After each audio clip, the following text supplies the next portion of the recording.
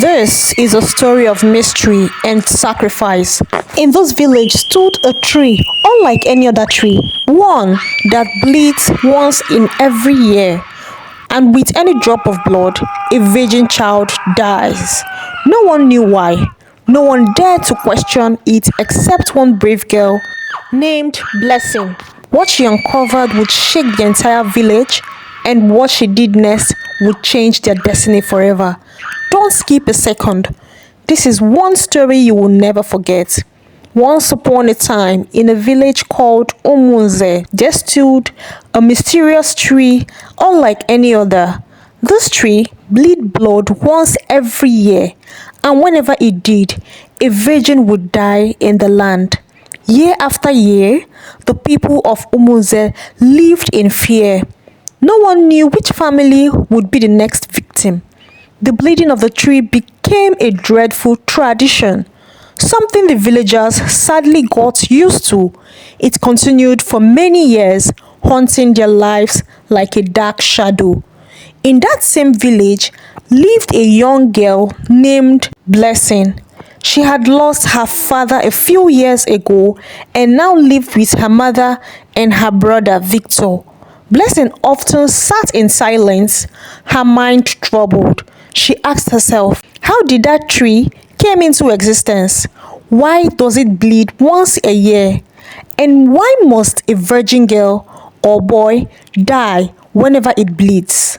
One day, unable to keep her thoughts to herself any longer, she turned to her mother. Mother, I want to ask you something. Go ahead, my daughter, she replied. Ask anything. What is it? Her mother said, looking at her with gentle eyes. Mother, why does this evil tree bleed every once in a year? And why does a virgin always die whenever it bleeds? Her mother sighed deeply and shook her head slowly. I don't know, my daughter. That tree had been bleeding even before I married your father. Nobody truly knows how it came into existence.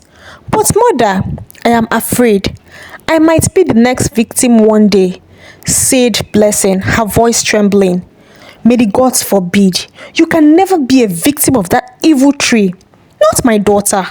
Her mother replied firmly. But mother, Blessing continued, where are the gods? Why can't they stop the tree from bleeding? Why can't they protect us and stop their innocent descendants from dying? Her mother gasped and looked around fearfully. Oh my God, this girl, you are talking too much.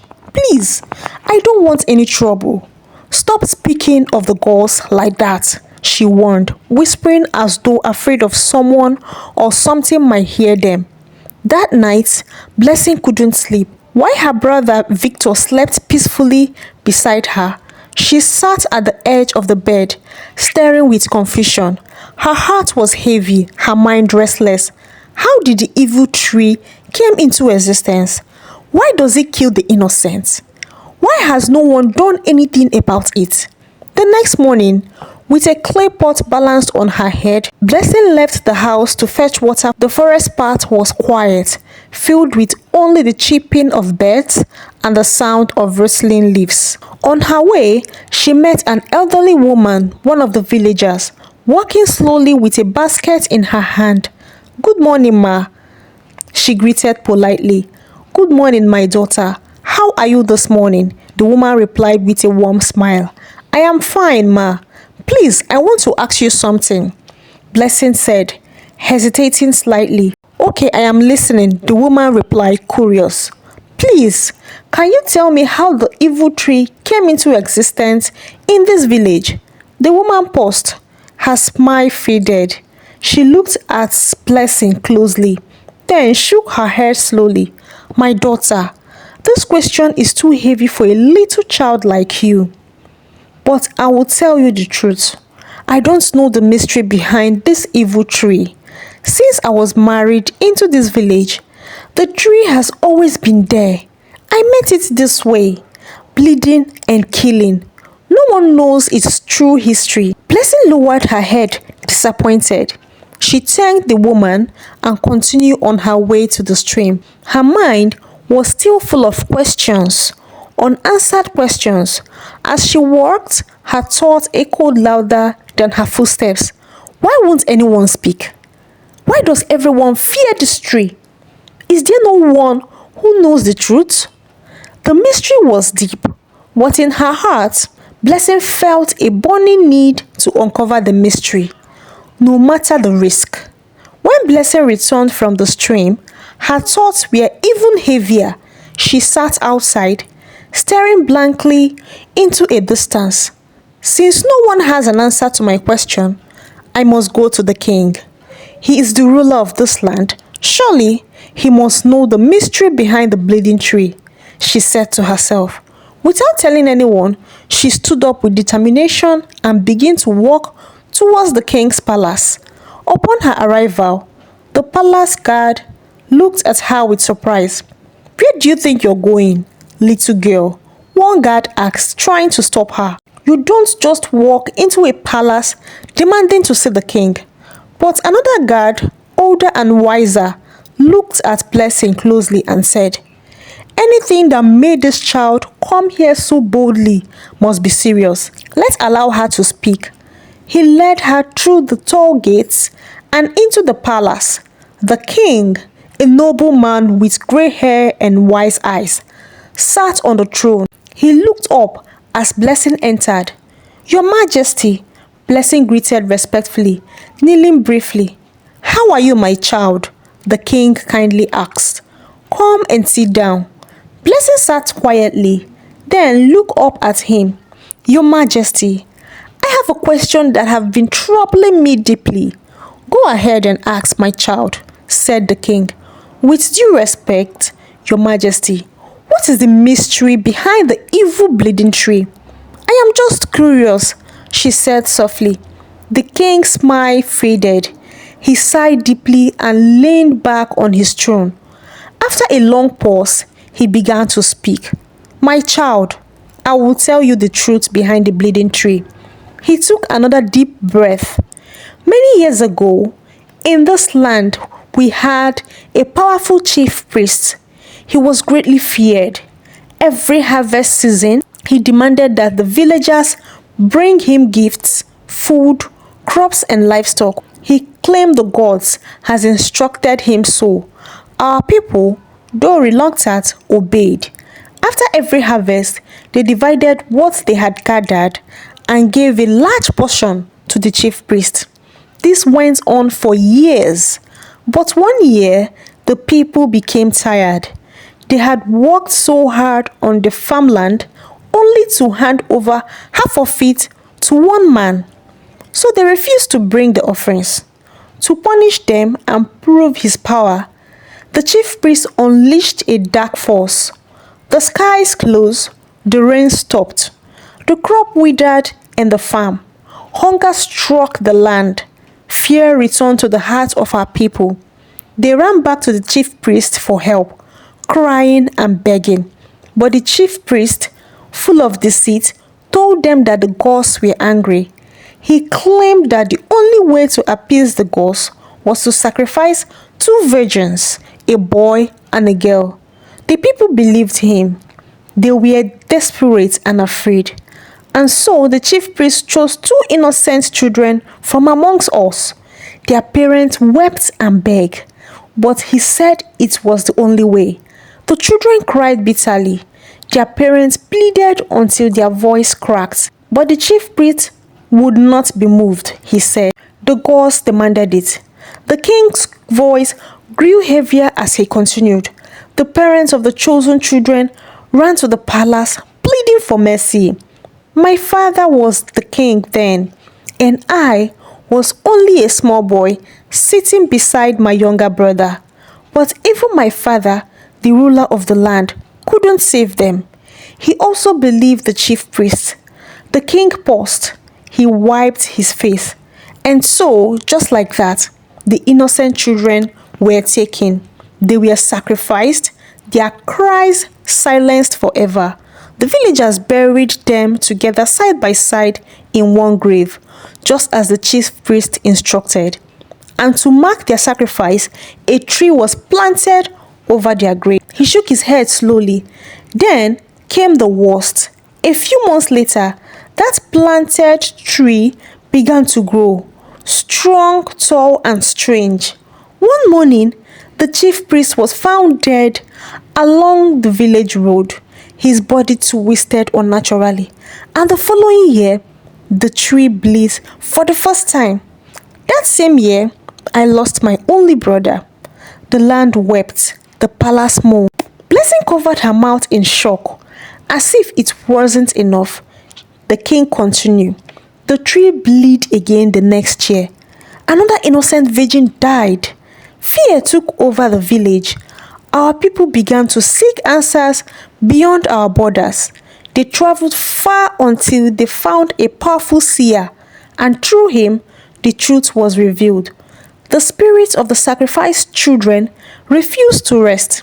Their deaths were unjust. Their spirits were angry, full of pain and vengeance, and they had caused the tree to bleed once every year, claiming a virgin life as repayment. Blessing's heart raced. "What is the solution, Your Majesty?" she asked. The king nodded solemnly. He looked at her, his voice now low. The worst part of the revolution was this. The only way to break the curse was that a virgin must willingly offer herself or himself for sacrifice, not by force. It must be willingly. He paused. A virgin must volunteer to be taken by the tree. That is the only way to calm the angry spirits and stop the curse. He sighed heavily and wiped a tear. After my father died, I got married to my beautiful wife, and my wife bore me 3 children, 2 boys and 1 girl, but none of them crossed the age of 10. One after the other, the tree took them. The bleeding tree made me childless. My wife, the queen, was late. My wife, the late queen, couldn't bear the loss. She died of heartbreak. Tears now flowed freely from the king's eyes. When Blessing saw this, she began to cry too. "Your Majesty, I am sorry for your loss," she said through her tears. Then she stood. "I have made my decision. I will volunteer myself to die for my people." Before the king could respond, Blessing turned and ran out of the palace. She made her way home, where her mother and her brother rushed to her side. "What is it? Why are you crying?" they asked in panic. Breathing slowly, Blessing said, "Mother, Victor, I know the mystery behind the bleeding tree. It was all a great tragedy, but there is one way to stop the tree from bleeding and stop our people from dying." They stared at her in shock. "What is the mystery? What is the solution?" her mother asked. Blessing sat down and carefully narrated everything the king told her. They listened in disbelief. Then she dropped her final word. "I have volunteered myself to save our people." Victor shouted, "No, not my sister. You will not die. I don't want to lose you." Her mother gasped, "You cannot do such thing. I will never allow you to sacrifice yourself." But Blessing looked at them with calm courage. "Do you know if I will be the next victim of the bleeding tree? Or maybe Victor, my brother? I don't want to die in vain. If death must come, let it come through sacrifice so that others can live." She stood up, wiped her tears, and walked back to the palace. The king, moved with her bravery, sent messages across the land. The elders gathered at the palace. The time has come. As the villagers assembled, Blessing stood before the evil tree. Before stepping closer, she turned to the Majesty. "Your Majesty, promise me you will take care of my mother and my brother. Promise me they will never suffer." The king stepped forward, his voice trembling. "I promise I will care for them as my own. They will never suffer. This I declare." Blessing's mother and brother cried uncontrollably, their voice cracking from pain. The villagers stood in silence, tears in their eyes. Blessing stepped closer to the bleeding tree. She placed her hand gently on it and whispered, "Dear innocent souls, I am here to calm your angry spirits. Let there be peace in our land. No more sorrow, no more tear. Let there be no more untimely deaths. Take me and remain calm forever." Suddenly, a cold wind blew through the air, and in an instant, Blessing vanished. The ground was still. The tree stopped bleeding. Her mother and brother fell to the ground wailing, and the entire village wept with them. But in their hearts, they knew Blessing had saved them all. The next morning, the king sent one of his guard to Blessing's home with a special message. When the guard arrived, he found Blessing's mother and her brother Victor sitting outside in silence, their faces stained with tears. Grief had made the house quiet, empty, and heavy. The guards stepped forward gently. "The king requests your presence at the palace." Without a word, they both stood up and followed him, their hearts still aching with sorrow. As they entered the palace courtyard, they saw the king seated on his throne, surrounded by the village elders. The village stood as they arrived and motioned for them to come closer. "Welcome. I know your pain is still fresh, but today I bring you news of comfort and honor," the king said warmly. They bowed respectfully. I lowered. The king smiled. "I have given your son, Victor, a full scholarship. He will go to school and study up to university level. Everything will be paid for." Tears filled their eyes again, but this time it was from gratitude. They both knelt down, thanking the king over and over, but the king was not done. "Stand up. There is more. From today, this palace is your home. Go and bring only your clothes. You will live here under my care and protection." Gasps filled the hall. Blessing's mother and Victor were stunned. They looked at each other in disbelief, then back at the king and knelt again in appreciation. "Thank you, your majesty. May the gods bless you. May Blessing's spirit watch over you," her mother said, trembling. The elders nodded in agreement, smiling and murmuring in approval. The king raised his hand for silence. "That's not all," he said. Everyone became still. The king turned to them and his voice grew firm and royal. "Your son is now the heir to my throne. Whenever I join my ancestor, he shall be crowned king. This is my decision. I have spoken, and so shall it be." There was a stunned silence in the palace. Victor's mother covered her mouth in shock. Victor's eyes widened, unable to speak. Then, slowly, they both fell to their knees again, weeping and thanking the king endlessly. "I don't know how to thank you, your majesty," she whispered. The elders rose to their feet, clapping softly in honor of the king's great kindness and Blessing's unforgettable sacrifice. "Your daughter gave her life to save this. We can never forget her," one elder said. "Through her sacrifice, a new dawn has come, and so peace returned to Umeze." The bleeding tree never bled again. No more virgin dies. The curse was broken. The land was free, and Blessing's name was written in the heart of all, forever remembered as a girl who gave everything to save her people. After leaving the palace that day, Blessing's mother and Victor returned to their home and packed their belongings. With only their clothes and memories, they made their way back to the palace. From that day on, the palace became their new home. They were cared for by the palace maiden, protected by the guards, and treated with honor befitting the family of the girl who had saved the land. Though they still mourned Blessing deeply, they lived in peace and gratitude. Years passed. Victor was now in the university, studying under the full scholarship the king has provided. He worked hard, always remembering the sacrifice of his sister and the kindness of the king. But one afternoon, During a quiet moment on campus, his phone rang.